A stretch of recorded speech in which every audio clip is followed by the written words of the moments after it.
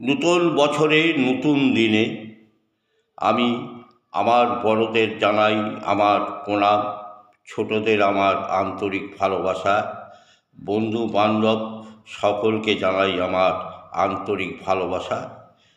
এই বছরে আমি একটি কবিতা লিখেছি। কবিতার নাম আলোর ঠিকানা।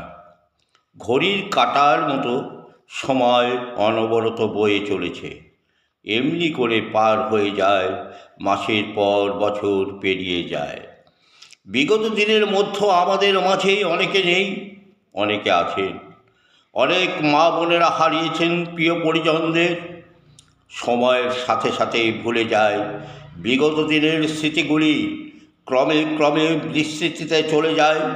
এর মধ্য জগৎ থেমে নেই, চলছে ভাঙা গড়ার খেলা। বিশ্বের অগম নিয়মে সুখ দুঃখ নিয়ে চলা, বিগত দিনের স্মৃতিগুলো ভুলে গিয়ে আগামী দিনে দেখাবে নতুন দিনের নতুন ভোরের সূর্যোদয়। নতুন বছরে দেখাবে নতুন ভোরের আলোর ঠিকানা। নমস্কার।